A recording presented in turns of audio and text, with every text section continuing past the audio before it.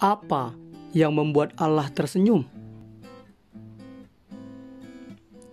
Shalom mitra produktif, masih bersama dengan saya, Pastor Tommy Ringo di Tahta Daud Channel dan Podcast Produktif dalam program 50 episode kehidupan yang dikendalikan oleh tujuan yang alkitabiah. Untuk apa kita ada di dunia ini? Episode 9. Episode sebelumnya telah dijelaskan bahwa kita dirancang untuk kesenangan Allah. Maka tugas terpenting kita adalah menemukan cara bagaimana melakukannya supaya Allah tersenyum kepada kita. Alkitab terjemahan The Message dalam surat Efesus 5 ayat 10 berkata, "Berusahalah mengenal apa yang menyenangkan hati Kristus, lalu lakukanlah itu." Dan puji Tuhan, Alkitab memberikan contoh teladan kepada kita bagaimana caranya supaya hidup ini memberikan kesenangan bagi Allah. Contoh teladan tersebut bernama Nuh. Perlu mitra produktif ketahui bahwa pada zaman Nuh, seluruh dunia telah rusak secara moral. Semua orang hidup untuk menyenangkan diri mereka sendiri, bukan berusaha untuk menyenangkan Allah. Alkitab mencatat, Allah tidak dapat menemukan seorang pun di bumi yang tertarik untuk menyenangkan Dia. Sehingga Allah berduka cita dan menyesal telah menciptakan manusia.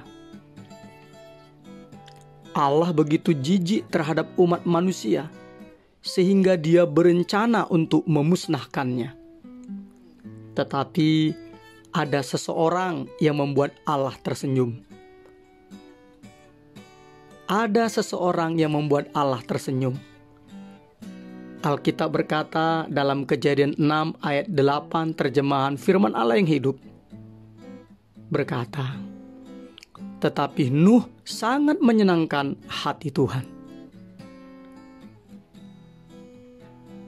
Karena Nuh mendatangkan kesenangan bagi Allah, makanya Anda dan saya dapat hidup saat ini. Dan dari kehidupan Nuh ini, kita mengetahui 5 tindakan penyembahan yang membuat Allah tersenyum. Pertama, Allah tersenyum bila kita mengasihi Dia di atas segalanya. Nuh mengasihi Allah lebih dari segala yang ada di dunia. Bahkan ketika tidak seorang pun mengasihi Allah. Alkitab mengatakan kepada kita bahwa sepanjang hidupnya, Nuh senantiasa mengikuti kehendak Allah dan hidup dalam hubungan yang erat dengan Dia. Kejadian 6 ayat 9 terjemahan New Living Translation.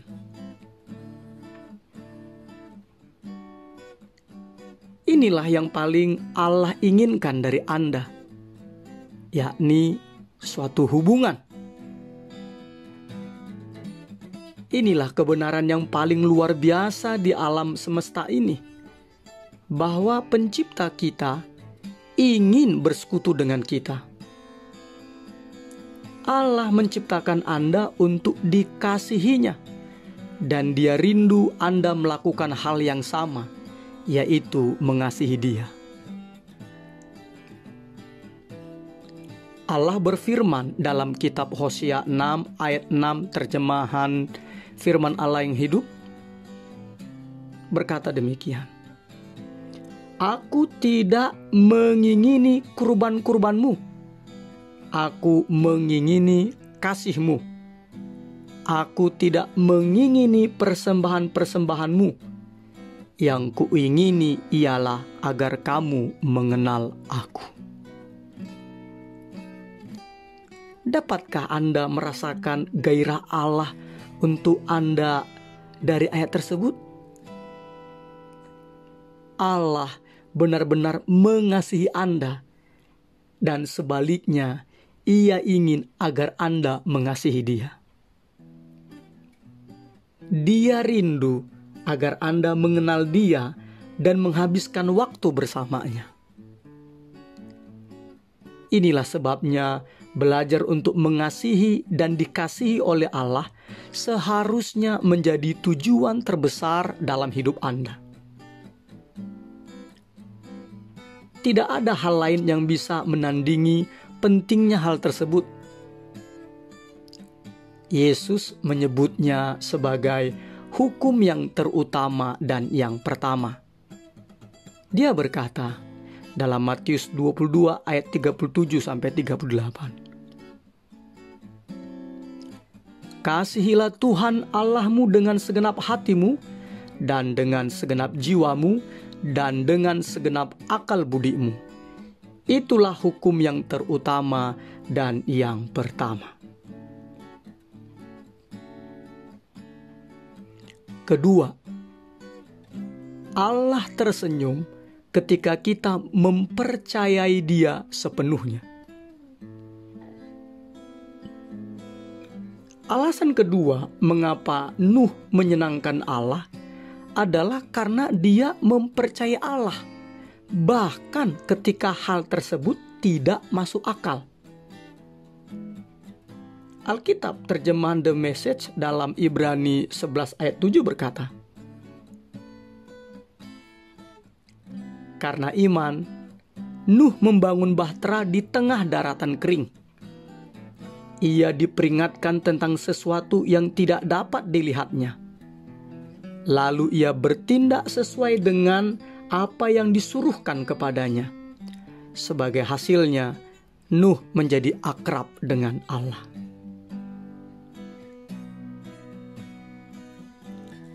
Mitra produktif, jika Anda membaca kitab Kejadian 6 ayat 1-22, sebenarnya ada 3 masalah yang bisa menyebabkan Nuh bimbang. Pertama, Nuh belum pernah melihat hujan, karena sebelum air bah, Allah membasahi bumi dengan kabut yang naik ke atas dari dasar bumi. Kejadian 2 ayat 5-6. Kedua, Nuh hidup ratusan mil dari samudra terdekat. Jadi, meskipun dia bisa belajar membangun bahtera, bagaimana dia bisa membawanya ke air? Ketiga, ada masalah dalam mengumpulkan seluruh binatang dan kemudian memeliharanya. Tetapi Nuh tidak mengeluh dan membuat alasan. Dia mempercayai Allah sepenuhnya, dan hal tersebut membuat Allah tersenyum. Mempercayai Allah sepenuhnya berarti memiliki iman bahwa Allah tahu apa yang terbaik bagi kehidupan Anda.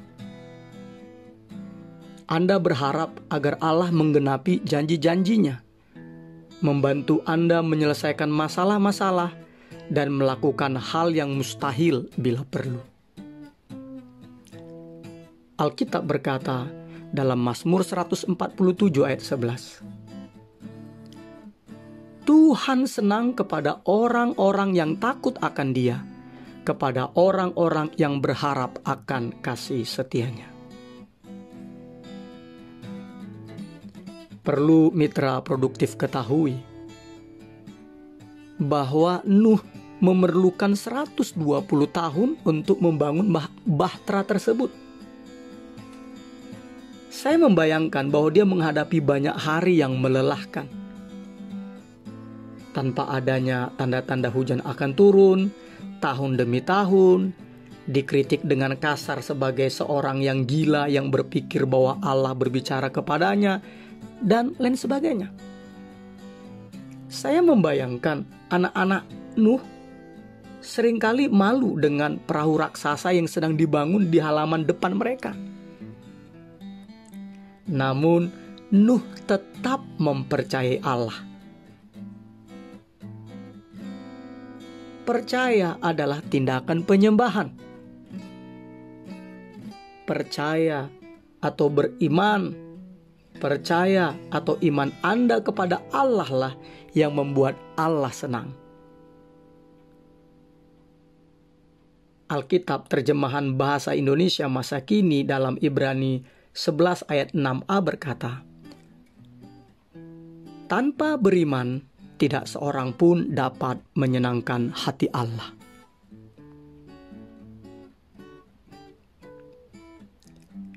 Ketiga, Allah tersenyum ketika kita mentaati Dia dengan sepenuh hati. Menyelamatkan populasi binatang dari air bah yang melanda seluruh dunia itu membutuhkan perhatian besar pada logistik dan rincian. Karena apa? Karena segala sesuatu harus dikerjakan sama persis seperti yang Allah tentukan. Allah memberikan petunjuk yang sangat rinci dalam hal ukuran, bentuk, bahan, yaitu bahan bahtera, serta jumlah yang berbeda dari berbagai binatang yang akan dibawa masuk ke dalam bahtera. Alkitab memberitahu kita tentang tanggapan Nuh, yaitu yang tertulis dalam Kejadian 6 ayat 22. Lalu Nuh melakukan semuanya itu, tepat seperti yang diperintahkan Allah kepadanya, demikianlah dilakukannya. Ini berarti tidak ada petunjuk yang diabaikannya. Mitra produktif, Allah tidak memerlukan penjelasan atau alasan untuk segala sesuatu yang Dia perintahkan untuk Anda lakukan. Pemahaman bisa menanti, tetapi ketaatan tidak bisa. Ketaatan yang segera akan mengajar Anda lebih banyak tentang Allah daripada diskusi Alkitab seumur hidup. Ketaatan membuka pemahaman. Sesungguhnya, Anda tidak akan pernah memahami beberapa perintah sebelum Anda mentaatinya lebih dulu. Namun, seringkali kita memiliki daftar perintah yang kita sukai dan mentaati perintah-perintah tersebut, sementara mengabaikan perintah-perintah yang kita anggap tidak masuk akal, sulit, mahal, atau tidak umum. Contohnya, saya akan menghadiri gereja, tetapi saya tidak akan memberikan persepuluhan. Saya akan membaca Alkitab secara teratur, tetapi tidak akan memaafkan orang yang menyakiti saya. Dan contoh lainnya. Tetapi mitra produktif, ketaatan sebagian berarti ketidaktaatan. Sekali lagi saya ulangi. Ketaatan sebagian berarti ketidaktaatan. Ketaatan sepenuh hati dilakukan dengan penuh sukacita dan antusias. Mazmur 119 ayat 33 terjemahan firman Allah yang hidup berkata, taatilah Dia dengan senang hati. Mazmur 119 ayat 33. Berikutnya lagi dikatakan apa lagi di sini? Mazmur 100 ayat 2. Taatilah Dia dengan senang hati. Baru Mazmur 119 ayat 33. Sama terjemahan firman Allah yang hidup berkata, Tuhan, katakan sajalah apa yang harus dilakukan, dan aku akan melakukannya sepanjang hidup aku. Aku akan mentaati ketetapan-Mu dengan sepenuh hatiku. Memang firman Allah menjelaskan bahwa Anda tidak dapat mengusahakan keselamatan Anda. Karena apa? Karena keselamatan datang hanya oleh kasih karunia, bukan usaha Anda. Tetapi sebagai anak Allah, Anda bisa mendatangkan kesenangan pada Bapa Surgawi melalui ketaatan. Karena setiap tindakan ketaatan merupakan juga tindakan penyembahan. Mengapa ketaatan begitu menyenangkan hati Allah? Karena itu membuktikan bahwa Anda benar-benar mengasihi Dia. Yesus berkata dalam Injil Yohanes 14 ayat 15, "Jikalau kamu mengasihi aku, kamu akan menuruti segala perintahku."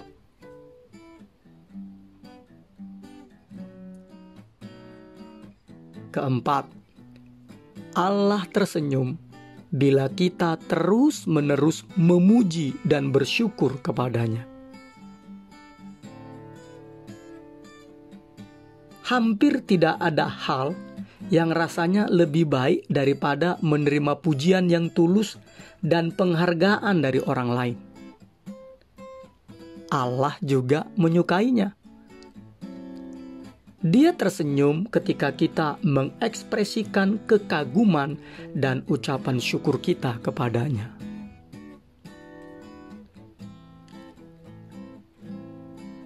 Seperti Nuh, di mana kehidupan Nuh itu membawa kesenangan bagi Allah karena dia, yaitu Nuh, hidup dengan hati yang penuh pujian dan ucapan syukur. Makanya tindakan pertama Nuh setelah selamat dari air bah adalah menyatakan syukurnya kepada Allah dengan mempersembahkan kurban. Alkitab berkata dalam Kejadian 8 ayat 20, "Lalu Nuh mendirikan mezbah bagi Tuhan. Lalu ia mempersembahkan kurban bakaran di atas mezbah itu." Karena pengorbanan Yesus, kita tidak lagi mempersembahkan kurban binatang seperti yang dilakukan oleh Nuh. Sebaliknya, kita diperintahkan untuk memberikan kepada Allah kurban puji-pujian. Ibrani 13 ayat 15 terjemahan firman Allah yang hidup. Kurban syukur. Mazmur 116 ayat 17. Dan kita memuji Allah karena Ia adalah Allah. Dan kita mengucap syukur atas apa yang telah Dia kerjakan, bukan karena lagi mood. Saya ulang lagi ya. Kita memuji Allah karena Dia adalah Allah. Dan kita mengucap syukur atas apa yang telah Dia kerjakan, bukan karena lagi mood. Daud berkata dalam Mazmur 69 ayat 31-32, "Aku akan memuji-muji nama Allah dengan nyanyian, mengagungkan Dia dengan nyanyian syukur." Suatu hal yang mengagumkan terjadi itu ketika kita memberikan pujian dan ucapan syukur kepada Allah, yaitu secara otomatis hati kita akan dipenuhi dengan sukacita. Penyembahan juga bermanfaat dalam dua segi. Ketika kita menikmati apa yang telah Allah lakukan bagi kita, dan ketika kita mengekspresikan kenikmatan tersebut kepada Allah, hal tersebut mendatangkan sukacita baginya, sekaligus meningkatkan sukacita kita juga. Kitab Mazmur 68 ayat 4 berkata, Tetapi orang-orang benar bersukacita. Mereka beria-ria di hadapan Allah, bergembira dan bersukacita. Kelima, Allah tersenyum bila kita menggunakan kemampuan kita. Setelah air bah, Allah memberikan Nuh 3 petunjuk sederhana. Kejadian 9 ayat 1 dan 3. Yaitu apa? Beranak cuculah dan bertambah banyaklah serta penuhilah bumi. Segala yang bergerak, yang hidup akan menjadi makananmu. Aku telah memberikan semuanya itu kepadamu, seperti juga tumbuh-tumbuhan hijau. Mungkin Anda merasa bahwa satu-satunya saat Allah disenangkan adalah ketika Anda sedang melakukan aktivitas rohani, seperti membaca Alkitab, menghadiri ibadah, berdoa, atau bersaksi. Dan Anda mungkin juga berpikir bahwa Allah tidak peduli dengan bagian-bagian lain dalam hidup Anda. Sebenarnya, Allah senang mengamati setiap rincian kehidupan Anda. Entah Anda sedang bekerja, bermain, beristirahat, atau makan. Dia tidak melewatkan setiap gerakan yang Anda buat. Alkitab terjemahan New Living Translation dalam Mazmur 37 ayat 23 memberitahukan kita bahwa Tuhan menetapkan langkah-langkah orang yang hidupnya berkenan kepadanya. Dia senang atas setiap rincian kehidupan mereka. Artinya mitra produktif, setiap kegiatan manusia, setiap kegiatan manusia, kecuali dosa, bisa dilakukan bagi kesenangan Allah jika Anda melakukannya dengan sikap memuji dan memuliakan Dia. Anda bisa mencuci piring, memperbaiki mesin, menjual barang, membuat program komputer, bercocok tanam, belajar, dan membangun keluarga untuk kemuliaan Allah.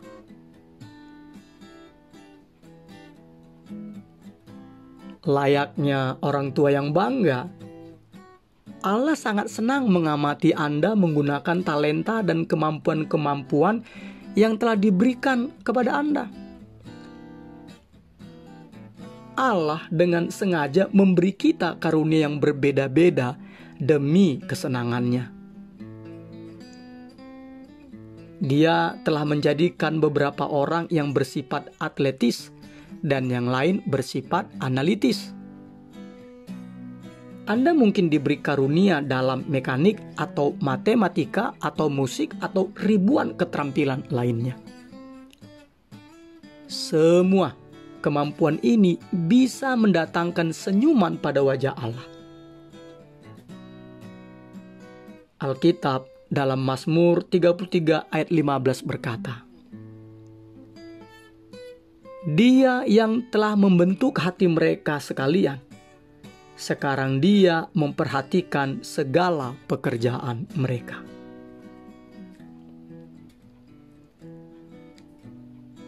Mitra produktif, Anda tidak mendatangkan kemuliaan atau kesenangan bagi Allah dengan menyembunyikan kemampuan-kemampuan Anda atau dengan berusaha menjadi orang lain. Anda hanya mendatangkan kegembiraan bagi Allah dengan cara menjadi diri sendiri. Setiap kali Anda menolak bagian manapun dari diri Anda sedang menolak hikmat dan kedaulatan Allah ketika menciptakan Anda.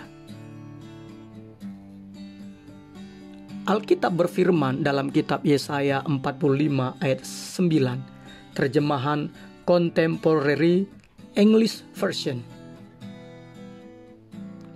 Kamu tidak berhak berbantah dengan penciptamu. Kamu tidak lain dari tanah liat periuk saja. Adakah tanah liat berkata kepada pembentuknya, "Mengapa kau buat aku seperti ini?" Juga, tidak ada kemampuan yang tidak rohani.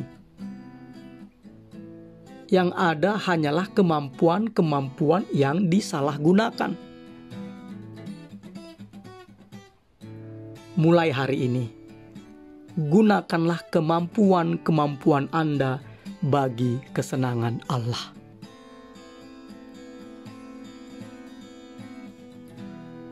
Allah juga mendapatkan kesenangan waktu melihat Anda menikmati ciptaannya.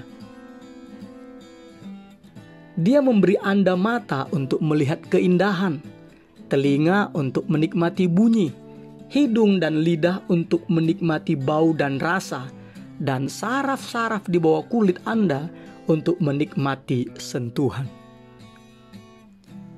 Setiap tindakan menikmati adalah tindakan menyembah. Ketika Anda bersyukur dan berterima kasih kepada Allah untuk itu. Sekali lagi saya katakan ya, setiap tindakan menikmati adalah tindakan menyembah. Ketika Anda bersyukur atau berterima kasih kepada Allah untuk itu. Bahkan Alkitab berkata dalam 1 Timotius 6 ayat 17, Allah yang dalam kekayaannya memberikan kepada kita segala sesuatu untuk dinikmatinya. Bahkan Allah senang melihat Anda terlelap. Ketika putri dan putra kami, Asanisya Ringo dan Abraham Yisrael Ringo terlelap, saya ingat ada kepuasan yang dalam ketika mengamati mereka tidur. Mungkin di hari itu mereka menimbulkan masalah kepada kami sebagai orang tuanya. Tetapi ketika tidur, mereka terlihat puas, aman dan damai. Dan saya diingatkan betapa saya mengasihi mereka. Anak-anak saya tidak perlu melakukan apapun untuk saya agar saya menyukai mereka. Saya bahagia dengan hanya memandang mereka bernafas, karena saya begitu mengasihi mereka. Ketika dada kecil mereka naik turun, saya tersenyum. Dan kadang-kadang air mata sukacita memenuhi mata saya. Begitu juga ketika Anda terlelap. Allah menatap Anda dengan kasih karena Anda merupakan idenya. Dia menciptakan Anda seolah-olah Anda adalah satu-satunya orang di muka bumi.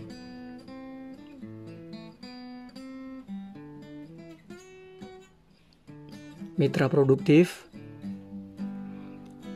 untuk menyukai anak-anak, orang tua tidak mewajibkan anak-anak mereka sempurna, bahkan dewasa. Orang tua merasa senang melihat anak-anak mereka pada setiap tahap pertumbuhan. Begitu juga dengan Allah. Dia tidak menunggu Anda mencapai kedewasaan untuk mulai menyukai Anda. Dia mengasihi dan menyukai Anda pada setiap tahap perkembangan rohani Anda.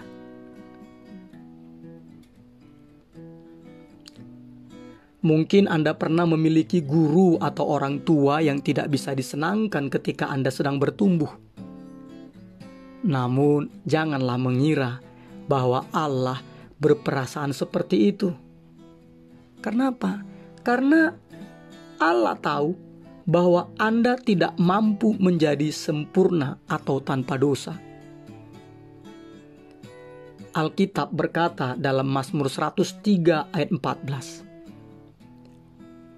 sebab Dia sendiri tahu apa kita. Dia ingat bahwa kita ini debu. Kesimpulannya adalah, apa yang Allah lihat adalah sikap hati Anda. Sikap hati Anda itulah yang Allah lihat. Apakah menyenangkan Allah merupakan kerinduan terdalam Anda?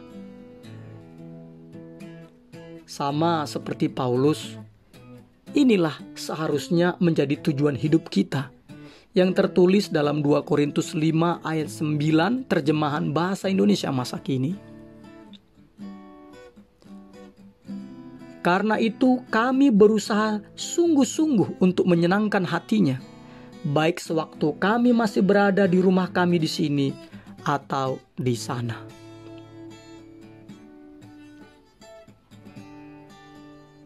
Ketika Anda hidup dalam terang kekekalan, maka fokus Anda akan berubah dari berapa banyak kesenangan yang saya dapatkan dari kehidupan saya menjadi berapa banyak kesenangan yang Allah dapatkan dari hidup saya. Sekali lagi saya katakan, yang berubah, fokus kita yang berubah. Yaitu apa?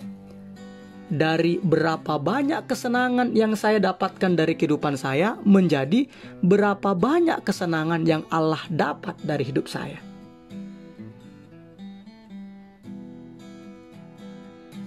Allah sedang mencari orang-orang seperti Nuh dalam abad ke-21 ini, mitra produktif. Yakni orang-orang yang bersedia untuk hidup bagi menyenangkan Allah. Alkitab berkata dalam Mazmur 14 ayat 2 terjemahan firman Allah yang hidup. Tuhan memandang dari surga kepada segenap umat manusia untuk melihat apakah ada yang bijaksana yang ingin menyenangkan hati Allah.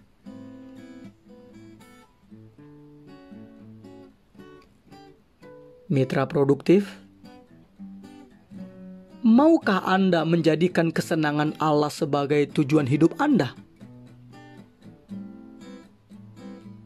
Ketika Anda melakukannya, maka Allah akan melakukan apapun juga kepada setiap orang yang mempunyai tujuan hidup seperti ini.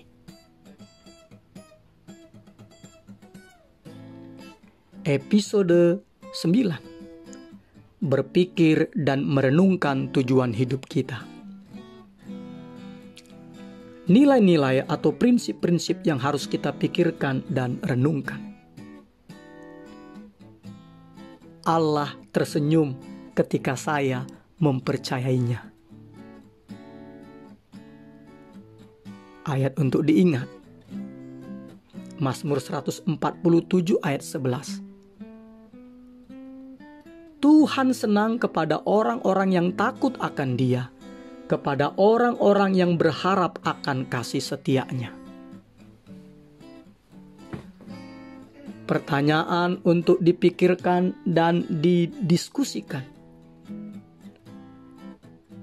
Karena Allah mengetahui apa yang terbaik, dalam bagian manakah dalam hidupku yang paling memerlukan, yang paling perlu mempercayainya? Sekali lagi saya ulangi ya. Karena Allah mengetahui apa yang terbaik, dalam bagian manakah dalam hidupku yang paling perlu mempercayainya? Immanuel, Allah menyertai kita mitra produktif. Amin.